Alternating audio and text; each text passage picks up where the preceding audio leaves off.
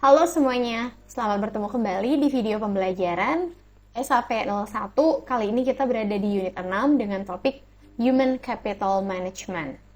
Sebelum mempelajari topik ini, kita remind sedikit mengenai proses utuh dari Human Capital Management.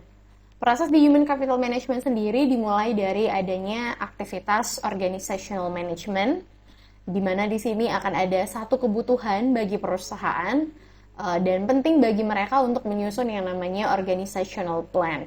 Jadi beberapa struktur sederhana di dalam organizational management biasanya selalu dimulai dari tingkat executive board, kemudian unit terkait seperti human resource ataupun finance yang saling terhubung. Nah, spesifik yang akan menjadi kebutuhan kita di unit ini adalah human resource itu sendiri. Dan beberapa aktivitas penting di dalamnya dimulai dari aktivitas payroll dan juga layanan lainnya. Nah, mengutip kembali siklusnya atau cycle yang ada di gambar yang saya tampilkan pada layar saat ini, maka kebutuhan di organizational management itu adalah mengisi lowongan yang sedang kosong.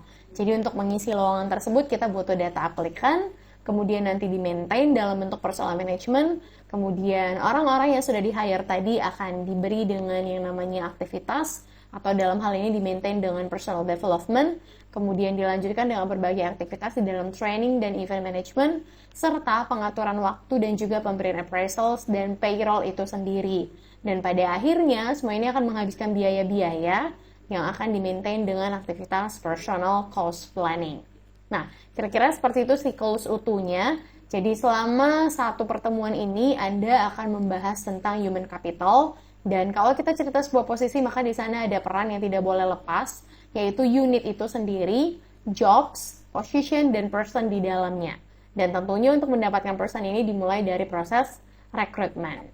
Nah, kira-kira itu satu kesatuan utuh di dalam siklus ini. Dan saat ini, pada minggu ini kita akan belajar materi yang berhubungan dengan create organizational unit. Jadi bagi Anda boleh scrolling untuk move ke exercise 6. Dalam hal ini kita sudah punya data exercise dan nanti kita akan punya personal number. Nah, untuk case kali ini saya akan menggunakan batch V bukan P, jadi nanti boleh sesuaikan dengan batch Anda masing-masing. Dan Anda akan menuliskan nama personalnya itu dengan nomor 123416 sekian-sekian. Berarti ini disusul dengan nomor urut Anda masing-masing. Kira-kira seperti itu. Jadi tolong jangan tertukar. Kalau misalnya Anda lupa, boleh di-cross-check kembali sesuai dengan data batch masing-masing. Kira-kira seperti itu. Jadi dalam case saya kali ini, saya akan menggunakan batch V. Jadi boleh di-cross-check dengan detail. Gunakan batch V agar tidak salah. Nah, untuk batch V dalam hal ini, saya akan pakai personal number, mirip seperti tadi juga.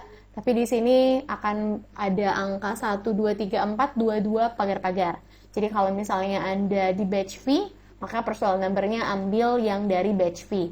Kalau misalnya Anda di batch P, gunakan yang dari personal number di batch P. Seperti itu. Jadi saya di sini nanti akan menggunakan 1, 2, 3, 4, 2, 2 pagar-pagar. Kira-kira seperti itu. Nah, untuk case kali ini, di exercise data kita sudah berada di exercise 61, di mana kita diminta untuk create organizational unit dan vacant di dalamnya. Tapi saya highlight, penting untuk saya highlight, organizational unit hanya akan saya create sendiri. Jadi Anda tidak perlu create, Anda hanya perlu mengisi vacant-nya. Gitu ya. Jadi nanti kita menggunakan satu organizational unit dan Anda masuk ke dalam unit yang saya sudah create. Itu kira-kira, dan itu bagian dari business example yang dijelaskan dalam exercise 61. Jadi ada sebuah departemen dan posisi baru yang di-create di dalam perusahaan, dan kita mengisikan orang ke dalamnya. Kira-kira seperti itu tujuannya. Nah, kalau Anda perhatikan kita akan berada di menu yang berbeda banget dengan beberapa minggu yang lalu. Sekarang kita sudah beralih ke human resource. Kira-kira seperti itu, dan nanti kita akan menggunakan batch yang bersesuaian dengan user kita. Kalau saat ini saya menggunakan V, maka saya pakai batch V. Kalau Anda menggunakan batch R, batch P, maka gunakan batch P. Kira-kira demikian. Saya boleh merujuk ke solusi untuk memudahkan kita dalam bekerja. Saya juga buka dua layar, boleh silakan sesuaikan dengan Anda di rumah atau di tempat Anda masing-masing. Oke, saya pandu. Kita akan masuk ke menu Human Resource, dalam hal ini di Organization Management. Jadi kalau dulu di buku ditulisnya Organization Management, kalau sekarang menjadi Organizational Management. Silakan di-expand. kita pilihnya yang organizational plan. Jadi di sini ada organization and staffing. Kita pakai tikot yang PPOCO. Silahkan di-create atau tambahkan ke favorit. Sekiranya nanti Anda akan sering-sering menggunakan tikot ini. Oke, silahkan di-create. Dan halaman ini akan menyuguhkan Anda satu information kotak dialog information yang isinya itu adalah plan version current plan was set. Jadi kita di-notice bahwa ternyata saat ini ada nih versi yang sudah digunakan gitu ya. Dan ini adalah root object-nya. Jadi ini harus di-set valid kapan sampai kapan. Kira-kira seperti itu. Jadi kalau di contoh kita ini, diasumsikan bahwa unit ini akan di-create mulai dari 1 Januari 2023 hingga 1999. Jadi kita coba set saja di 1 Januari 2023 ke 31 Desember 1999. Kita asumsikan unit ini akan ada sampai seterusnya. Seperti itu, kemudian di continue atau enter. Nah, di laman ini Anda akan diberi suguhan informasi yang isinya adalah root object new organizational unit created in plan version nomor 01. Jadi kayak dikasih kotak kosong, kita tinggal create di dalam. Seperti itu. Nah, kita akan create unitnya, tapi Anda tidak perlu create, cukup saya saja. Anda nanti hanya perlu mengisikan posisi di dalamnya dan job di dalamnya. Nah, misalnya saya akan buatkan nama organizational unitnya di sini, di bagian bawah ini. Jadi ada short name dan ada long name atau long text di sini. Ya, jadi kita isi, saya akan isi lebih tepatnya, berarti saya buat saja namanya misalnya SAP 01. Saya gunakan batch saya, misalnya saya pakai batch VGR, kita sebut saja grup 00, contoh ya, seperti ini ya.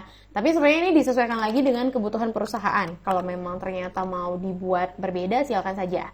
Nah, untuk namanya sendiri di sini saya juga kasih deskripsi yang cukup panjang ya. Jadi mungkin saya buat saja namanya SAP01,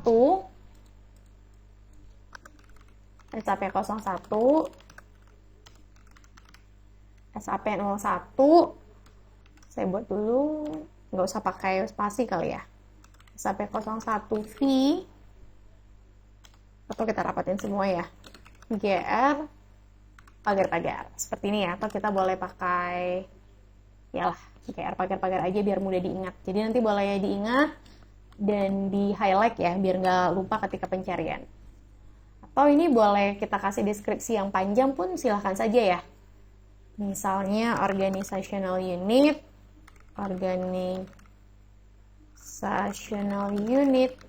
SAPV GR pagar-pagar. Ini saya highlight dulu, siapa tahu nanti saya lupa. Oke, ini untuk long text-nya dan ini untuk short text-nya. Oke, kira-kira seperti itu ya. Oke. Kalau sudah, ini sebenarnya tinggal disimpan saja. Jadi boleh seperti ini di save. Oke. Dan otomatis di sini akan kebentuk satu organizational unit yang baru. Nah, tugas kita boleh menambahkan person job ke dalamnya. Jadi kita tinggal pilih klik kanan, terus kita masukkan siapa yang ingin ditambahkan. Kira-kira seperti itu ya. Di sini ada banyak sekali, ada pilihan create, ada copy dan lain sebagainya. Tapi kita buatnya bertahap dulu. Jadi sampai di sini ketika Anda ingin create organizational unit, kliknya di sini. Kliknya di sini, dan kalau misalnya mau mencari, saya boleh cari dengan nama yang tadi. Misalnya saya cari dengan short text, contoh ya. Saya coba mencari apakah dia sudah ditemukan atau tidak. Oke, dan sudah ada di dalam ini. Jadi ketika saya mau display, unit ini sudah tersedia dan sudah ready untuk diisi. Kira-kira seperti itu. Nah, kalau misalnya kita lihat di sini kan susunannya belum ada ya. Di dalam unit ini belum ada posisinya dan belum ada job. Jadi tugas kita sekarang mau mengisi posisi dan juga person-person dan job di dalamnya. Seperti itu. Jadi sebenarnya ketika tadi saya pilih bagian ini juga bisa menghantarkan saya ke tikot yang lain. Jadi kalau misalnya saya mau display, saya tinggal exit dari sini, saya tutup, terus saya displaynya itu di PPOSE. Nah, ketika saya mau mencari, biasanya unit terakhir itu akan tampil di sini.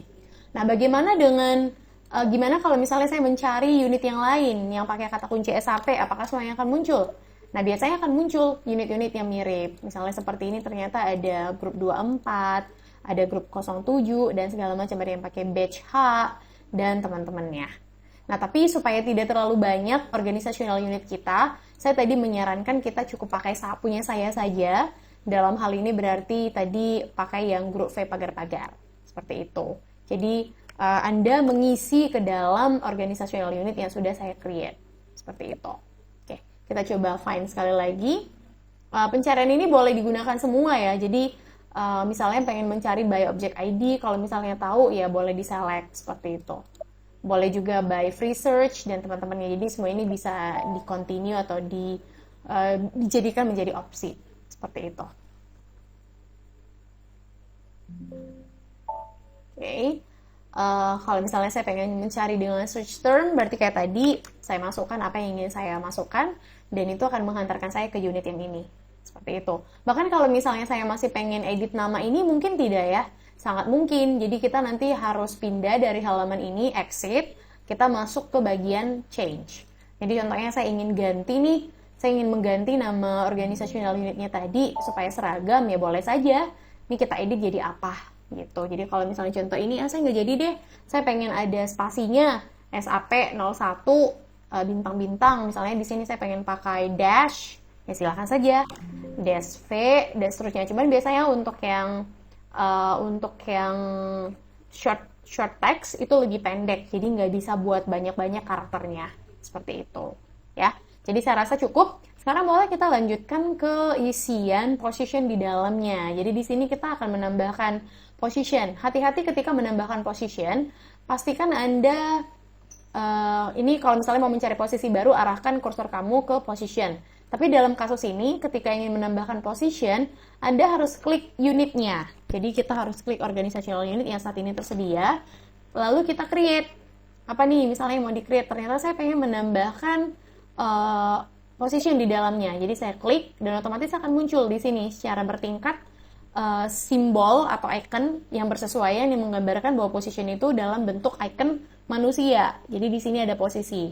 Nah, position ini secara default namanya adalah new position. Jadi tugas kamu saat ini adalah memberi nama posisinya apa. Kalau dalam contoh kasus kita, dia mintanya SAP trainee. Jadi nanti orang yang masuk ke dalam posisi ini adalah seorang trainer. Kira-kira seperti itu, atau trainee. Apakah nanti posisi yang menjadi staff atau lead, itu akan kita atur kemudian di dalam jobnya. Seperti itu. Jadi contoh hal ini adalah SAP trainee. Misalnya, kalau short text-nya ini agak terbatas ya. Jadi kita coba buat tanpa spasi kali ya. Trainee V pagar-pagar. Ini juga nggak cukup ya. Kita coba singkat. SAP trainee V pagar-pagar. SAP trainee V pagar-pagar. Kita coba singkat ya.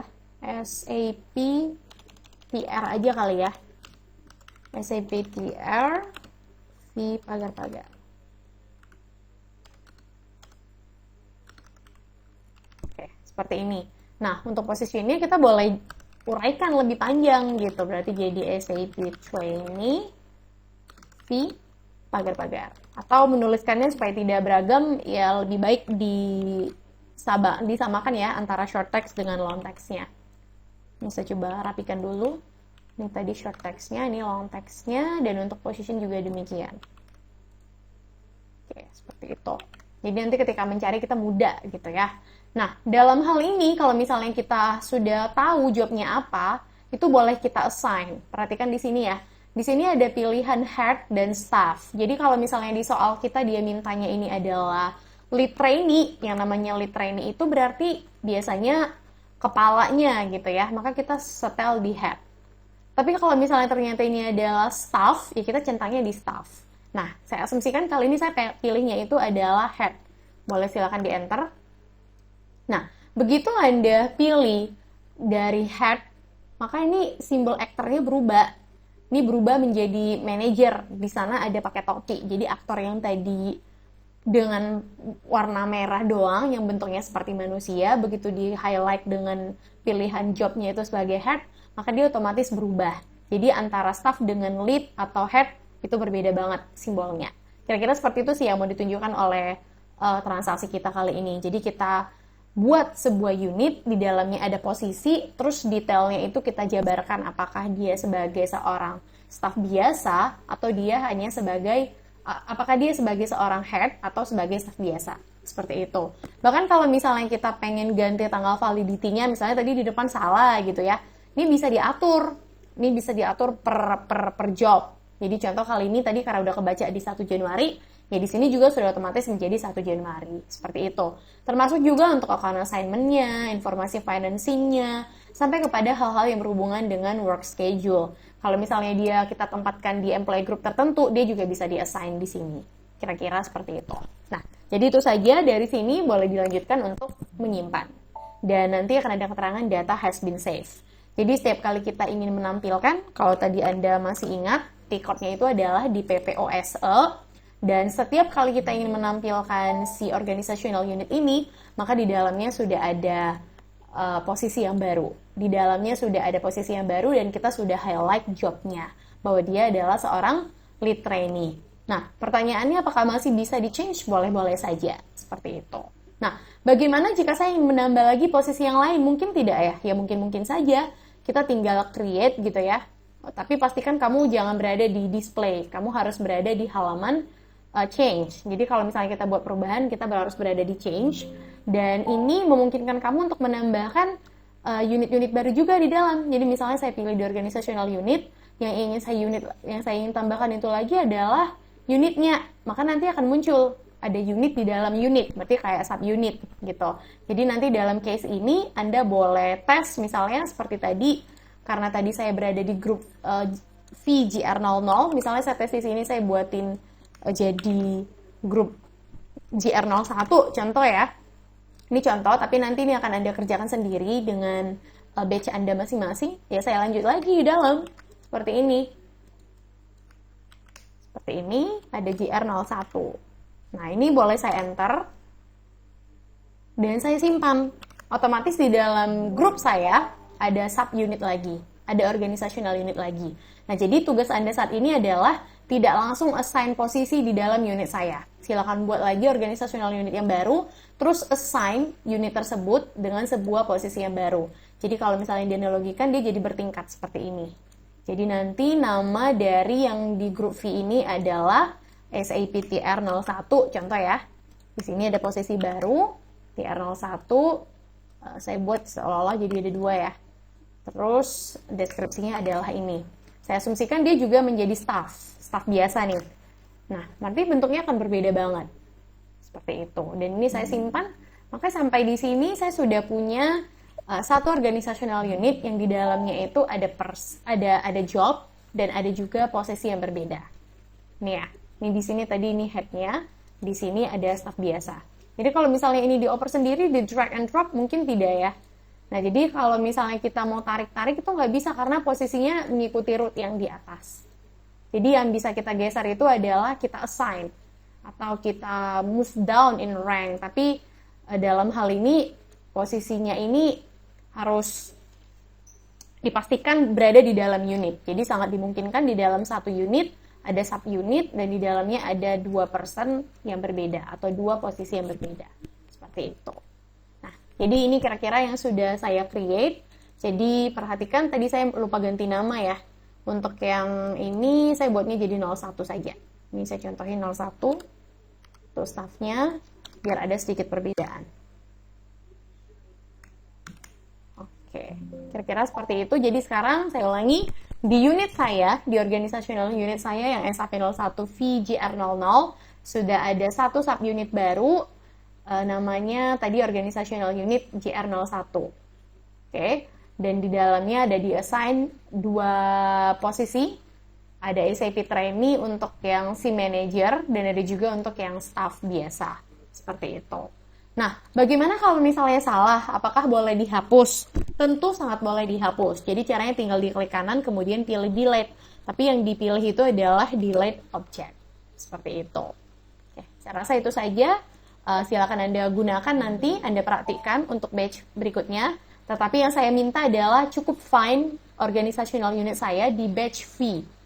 Berarti nama unit saya tadi adalah SAP 01 VJR00. Jadi Anda cari unit saya melalui search term, free search atau structure search, kemudian tambahkan sub unit di dalamnya, seperti itu, dan manager dan juga staff biasa di dalam unit tersebut. Kira-kira seperti itu inti dari transaction di 61. Nah, sekarang mari kita coba lanjut ke bagian hiring new employee-nya. Nah, dalam hiring ini kita nanti akan menggunakan personal number yang sebelumnya sudah saya mention, yaitu di personal number yang bersesuaian dengan batch kita, atau kalau tadi saya contohkan kita akan ambil di 22, kalau saya tadi nggak salah ya. Oke, yang perlu saya buka dulu untuk batch saya, karena saya pakai batch fee. Jadi di sini nanti kita akan pakai user 123422 sekian-sekian. Nah, saya pandu Anda untuk melakukan ini. Silakan diperhatikan dengan seksama, karena salah assign tuh nanti susah banget untuk editnya. Jadi tolong diikuti dengan seksama. Oke, kita berada di exercise 62. Untuk kamu yang belajar dari solution itu ada di halaman lanjutan di sekitar 260-an ya. Oke, saya pandu. Untuk hiring employee kita dari menu human resource. Jadi dalam hal ini kita masuk ke human resource. Kemudian di personal management, karena ini sudah di step berikutnya kalau dari cycle. Pilihnya di administration, kemudian di HR master data, pilih di bagian personal actions. Jadi kalau misalnya kita mau melakukan hiring, itu jalannya di PA40. Nah, di sini kita inputkan nomor person yang tadi. Jadi hati-hati, jangan sampai salah.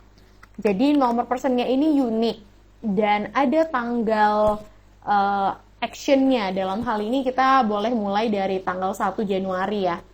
Tanggal 1 Januari 2023. Kemudian di enter. Kemudian pilih bahwa yang kita pilih itu adalah hire. Dalam kasus ini, kita diminta untuk menyempatkan personal areanya, employee groupnya sampai di F in sub employee subgroupnya. Jadi di sini kita coba pilih 1000 itu apa sih sebenarnya? Ternyata kalau misalnya kita cek 1000 itu adalah perusahaan kita yang personal areanya itu di Hamburg. Kemudian ada employee subgroupnya itu di area 1. 1 itu artinya aktif. Jadi karyawan ini direkrut dan akan aktif gitu ya, karyawan aktif. Dan employee subgroupnya itu adalah di F. Di F itu artinya training komersial. Nah, Miss, gimana kalau misalnya kita merekrut seseorang dan dia adalah part-time atau dia adalah karyawan kontrak? Nah, itu boleh disesuaikan berdasarkan employee group ataupun employee subgroup. Kira-kira seperti itu. Kalau sudah, ini tinggal di-execute saja. Dan ini akan menghantarkan Anda ke halaman berikutnya di jendela hire, di mana di sini isinya itu adalah personal data dari si orang-orang yang akan kita hire. Jadi contoh di sini, kenapa ya dia di hire? Apa alasannya? Seperti itu. Jadi di sini ada reason for action namanya. Jadi kalau actionnya kita ini alasannya karena ada hire atau expansion, penambahan karyawan seperti itu. Oke. Jadi ini di action screen kita akan melihat informasi-informasi yang berhubungan dengan personal data. Jadi boleh isi nama Anda. Misalnya saya di sini saya buat saja nama saya. Misalnya saya isi seperti ini ya. Oke. Oh sorry, ini ketukar. Diperhatikan kolom first name dan last name-nya. Birth date-nya kalau mau diisi silakan saja, tapi ini bebas ya. Gunakan tanggal sesuai dengan format yang berlaku di SAP. Contoh seperti ini. Dan action type-nya itu alasannya adalah untuk hire. Oke. Tapi untuk reason-nya adalah expansion. Dalam hal ini 01. Seperti itu. Nah, kemudian kita pilih posisinya sesuai posisi yang sebelumnya sudah kita create. Jadi jangan sampai lupa nama posisinya. Kalau memang Anda lupa, itu better dicari dulu ya. Boleh dari short text-nya atau boleh juga dari long text-nya. Kita coba cari, mudah-mudahan ketemu ya. Oke, nah ternyata ada nih SAP Trainee V00. Seperti itu. Jadi nomor ini otomatis akan menjadi nomor position. Jadi bisa aja berbeda, karena kamu menyesuaikan dengan nomor Anda masing-masing. Jadi saya ulangi, kalau belum ada posisinya, maka nggak bisa define. Seperti itu. Jadi saya ulangi, posisi yang Anda pilih di sini itu by structure yang tadi. Jadi harus sesuai dengan structure sebelumnya. Kalau memang Anda ingat, boleh langsung diinputin nomornya. Karena kan tadi sebenarnya kita udah display juga. Nah, kalau sudah, ini tinggal disimpan seperti ini. Dan ini akan menghantarkan Anda ke halaman Create Organizational Assignment. Jadi di sini kita mulai masuk ke area yang lebih detail, mulai dari melihat structure employee groupnya, subgroupnya, sampai kepada isian-isian organizational plan. Jadi di sini kayak ketahuan job key-nya, unitnya nomor berapa, dan segala macam. Nah, tapi untuk bagian ini kita anggap semuanya sudah sesuai, ini sudah benar di Hamburg, active, trainee, dan tidak ada yang mau kita ganti, nama posisinya juga sudah benar, tinggal disimpan saja. Nah, simpan di sini juga akan menghantarkan kamu ke halaman delimit vacancy. Dalam hal ini tuh hanya kasih informasi yakin nih di 1 Januari 2023. Kalau yakin ini tinggal di yes saja. Seperti itu.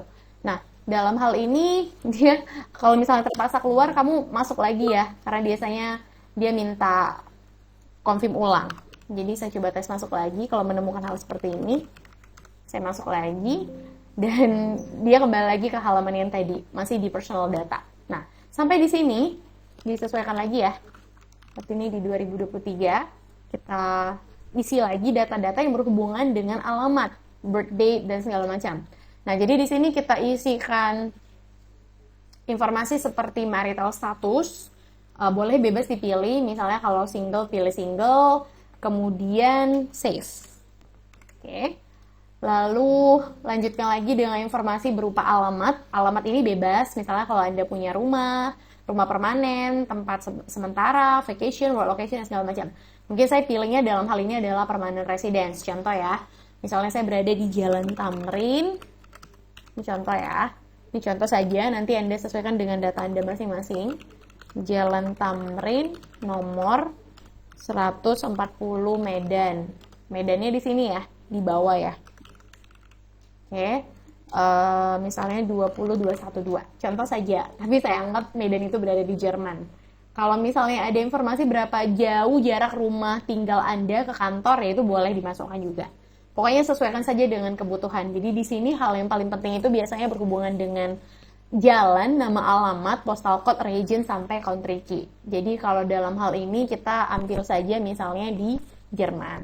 Seperti itu. Oke, kalau sudah, ini bisa disimpan.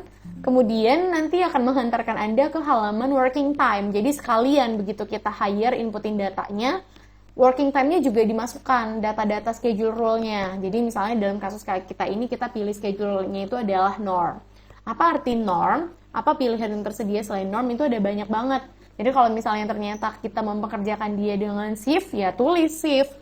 Karena kadang kan ada shift yang masuknya pagi, ada juga yang masuknya malam. Nah, itu bisa disesuaikan di bagian working schedule ini. Tapi dalam kasus kita norm. Jadi mungkin norm ini bisa dari jam berapa sampai jam berapa. Gitu. Ya, mungkin kalau di Indonesia normalnya dari jam 8 sampai jam 4 atau 9 to 5. Seperti itu. Kemudian boleh disimpan. Dan ini akan menghantarkan kamu kembali ke halaman basic pay. Jadi di sini kita mulai isi data-data yang berhubungan dengan gaji pokok, yaitu diatur dalam bentuk pay scale group. Nah, jadi kita mau memastikan bahwa pay scale groupnya itu adalah E05. Nah, di bagian ini perhatikan bahwa selain kita mengisikan pay scale group, kita juga mengisikan pay scale level. Pay scale level. Jadi di sini ada informasi yang sudah otomatis terisi seperti personal number, kemudian capacity utility level, kemudian work hours per period, dan segala macam. Jadi itu kayak udah di entry by sistem kita. Seperti itu. Ya. Jadi saya ulangi, di sini ada yang harus kita confirm. Ini kalau misalnya mau dicek lagi nih, harusnya bisa ya diisi ya, seperti ini ya. Oke, ini ada kolom-kolom yang sudah secara default dihitung-hitung. Oke, misalnya di sini nih, ada capacity level, ada annual salary. Jadi kalau misalnya kita lihat nih total jam kerjanya ternyata 163 jam per bulan. Jadi kalau misalnya mau dibagi 163 jam itu berapa ya? Ini kalau misalnya diasumsikan 1 minggu kerja 6 hari atau 5 hari, berapa kira-kira? Seperti itu. Jadi kalau misalnya dalam 1 bulan ada 22 hari ya kalau di Indonesia, ya mungkin sekitar 7,4 jam dalam 1 harinya. Seperti itu. Ya. Itu saja. Jadi pay scale-nya di sini kita ambil yang pay scale group dan pay scale level. Oke, kemudian boleh coba di enter sekali. Ini akan menghantarkan Anda ke entry yang baru. Enter sebentar. No entry in table T510. Coba kita simpan sekali. Oke, di sini ada masalah untuk sebentar. Kita moving dulu. Nah, yang tadi sudah benar di working time. Kemudian untuk pay scale grupnya di E05, ini kita jangan lupa ya, diisi dulu ya sebelum disimpan ya. E05 itu apa ya? Kalau misalnya mau dikepoin, E05 itu yang ini ya, yang amount-nya itu sekitar 447, sekian. Levelnya juga otomatis di-assign ke level 01. Berarti di sini itu kayak ada skala gaji, misalnya gajinya level 1, level 2, level 3, dan seterusnya. Cuman di sini dikombinasikan antara groove dengan scale level. Seperti itu, boleh disimpan. Dan kemudian akan menghantarkan Anda ke halaman bank detail. Jadi ini kalau misalnya ada informasi bank dari si person yang kita hire tadi, kita entry-kan. Jadi di sini biasanya sih kita bebas ya. Biasanya ada perusahaan yang sudah langsung mengatur banknya bank apa, tapi boleh juga bank pilihan si karyawan itu sendiri. Nah, kita contohkan di sini kita pakai main bank dan payment methodnya itu pakai yang C. C itu apa? Ternyata nanti untuk penggajian kita mau pakai dia dengan international check. Dan currency-nya itu semuanya adalah euro. Seperti itu. Jadi saya ulangi, kita isikan payment methodnya C dan payment currency-nya itu adalah euro. Kalau sudah, boleh disimpan. Dan biasanya akan ada kotak dialog ini ya. Akan ada pesan seperti ini, action hire executed. Artinya sudah selesai. Seperti itu. Dan ini sudah berhasil dan cukup untuk kita selesai melakukan hiring. Jadi ketika kita mau display, tinggal pilih di HR Master Data, kemudian display. Maka informasi yang berhubungan dengan Sophia yang tadi sudah direkrut ini akan muncul dalam bentuk tampilan seperti ini di bagian informasi yang disusun dalam beberapa tab. Biasanya informasinya dilihat di core employee, ada action, organizational management, personal data, address, bank, dan lain sebagainya. Jadi kalau misalnya saya ada salah perubahan, saya ada data nih, tadi seharusnya data address-nya itu nggak di jalan ini, gimana cara ubahnya? Ya Anda boleh maintain lagi, tinggal di change lagi, seperti itu. Tapi jangan lupa di-select dulu bagian mana yang mau diubah, seperti itu ya.